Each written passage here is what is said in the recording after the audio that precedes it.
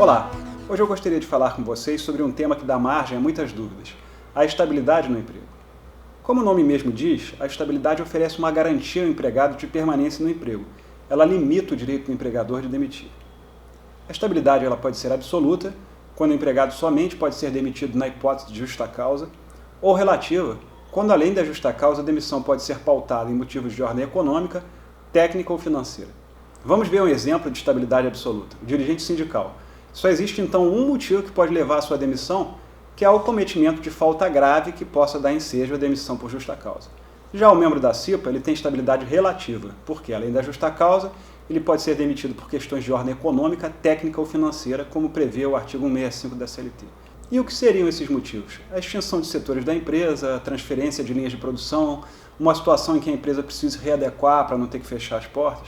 Mas esses são pontos complicados e tem que haver uma demonstração muito sólida da necessidade de demitir aquele determinado empregado para que a demissão se sustente na hipótese de uma ação trabalhista movida pelo empregado para se insurgir contra a demissão.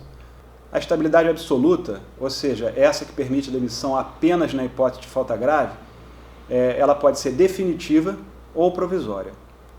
É definitiva quando não tem prazo de vigência. Segundo o artigo 492 da CLT, o empregado que alcançasse 10 anos de trabalho não poderia mais ser demitido pelo empregador, a não ser nas hipóteses de falta grave ou de força maior. Com a entrada em vigor da Constituição de 88, todos os empregados passaram ao regime do Fundo de Garantia. Aqueles que haviam alcançado a estabilidade decenal mantiveram essa condição de instáveis.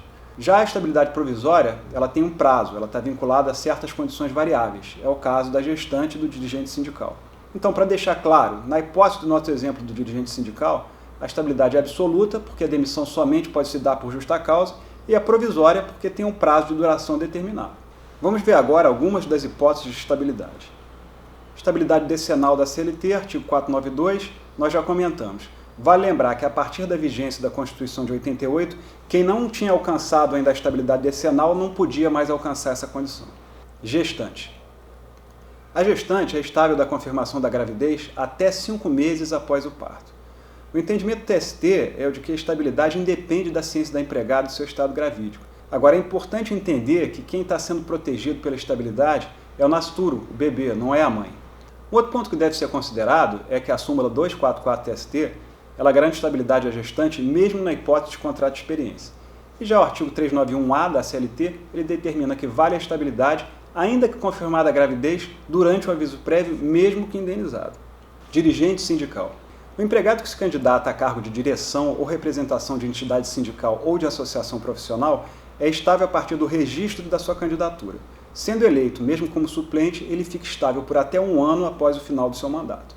O TST, na sua súmula 369, ele entende que essa estabilidade tem como limite 7 dirigentes sindicais e 7 suplentes. Um outro ponto interessante abordado pela súmula é que se o empregado é dirigente de determinado sindicato, digamos, dos professores, mas atua como advogado em um escritório de advocacia, nesse caso ele não tem estabilidade, pois a atividade que ele está exercendo não se relaciona com o seu mandato. A súmula 369 ela prevê também que o encerramento da atividade empresarial no âmbito da base territorial do sindicato permite que o empregado seja demitido. Por fim, não vale para fins de estabilidade o registro de candidatura no curso do aviso prévio. Membros da CIPA. Na CIPA nós temos membros eleitos pelos empregados e outros indicados pelo empregador. A estabilidade se aplica apenas aos eleitos. Como no caso do dirigente sindical, a estabilidade vai do registro da candidatura até 1 ano após o fim do mandato. O mesmo vale para o suplente. Também temos uma súmula do TST para o cipeiro. Para o dirigente sindical é a 369 e para o membro da CIPA a 339. Segundo o TST, o suplente eleito também goza de estabilidade, como vimos, e a extinção do estabelecimento onde o empregado trabalha também é a hipótese que permite a demissão. Comissão interna. A reforma trabalhista instituiu nas empresas com mais de 200 empregados uma comissão de trabalhadores para promover o entendimento direto com os empregadores. E, dependendo do número de empregados na empresa, serão eleitos de 3 a 7 representantes que serão estáveis do registro da candidatura até 1 ano após o término do mandato, como é a regra. Mas há uma diferença em relação ao dirigente sindical e ao membro da CIPA, pois o representante dessa comissão ele não pode ser candidato para a eleição subsequente. Isso objetivo é impedir que a estabilidade se torne permanente, como acontece no caso de dirigentes sindicais e cipeiros que vão se reelegendo para sucessivos mandatos. Acidente de trabalho, doença profissional. Acidente de trabalho, acidente de trajeto ou doença profissional podem dar margem à estabilidade. O TST, na sua súmula 378, ele entende que o pressuposto para a concessão da estabilidade é o afastamento superior a 15 dias e a consequente percepção do auxílio-doença acidentário. A estabilidade também é devida se após a demissão for constatada a existência de doença profissional que se relacione com o trabalho que era desenvolvido. O empregado não pode ser demitido enquanto está licenciado, evidentemente, mas a partir do momento em que cessa o benefício previdenciário, quando ele poderá, em tese, retornar ao trabalho, ele tem estabilidade por 1 ano. Outros estáveis. Nós não temos como abordar em detalhe todas as hipóteses de estabilidade, mas existem outras que podem ser objeto de sua pesquisa. Membros do Conselho Curador do Fundo de Garantia, membros de comissões de conciliação, diretor de cooperativa, servidor público seletista, empregado que efetivamente esteja prestando serviço militar, e mesmo o menor aprendiz, ele não pode ser livremente dispensado pelo empregador. A legislação, ela determina que no caso de dirigente sindical, a demissão depende de falta grave, como nós vimos, mas a apuração dessa falta ela tem que se dar por meio de inquérito judicial. O empregador, então, ele tem que ajuizar a ação de inquérito e a sentença que transitar em julgado é que vai decidir pela manutenção ou não do contrato de trabalho.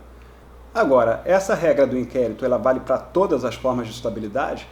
Não. Ela é aplicável aos dirigentes sindicais, como vimos, ao empregado que goza da estabilidade decenal, aos eleitos diretores de cooperativas, aos membros eleitos pelos empregados para a comissão de conciliação prévia, aos representantes dos trabalhadores no Conselho Curador do Fundo de Garantia e no Conselho Nacional da Previdência Social. Para outras situações, como gestantes e membros da CIPA, por exemplo, a dispensa por justa causa independe de inquérito, cabe apenas que o empregador apresente uma prova sólida, caso exista uma ação em que o empregado busque a reintegração. E quanto ao membro da CIPA, vamos lembrar que a demissão ela não depende apenas de justa causa, mas também pode ser justificada por motivo de ordem econômica, técnica ou financeira. Norma coletiva. Para finalizar, vamos lembrar que além das hipóteses de estabilidade previstas em lei, existem outras constantes de acordos coletivos e convenções coletivas. Uma que se vê com frequência garante aos empregados que estejam próximos da aposentadoria a permanência no emprego. A intenção aqui não é esgotar esse assunto, mas apenas apresentar um breve resumo que possa servir de base para maiores investigações. Eu agradeço pela audiência, convido-os a assistir os outros vídeos do nosso canal e espero que possamos em breve estar juntos novamente para tratar de outros assuntos relacionados ao direito do trabalho e à reforma trabalhista. Eu sou Rodrigo Toches Malta, muito obrigado.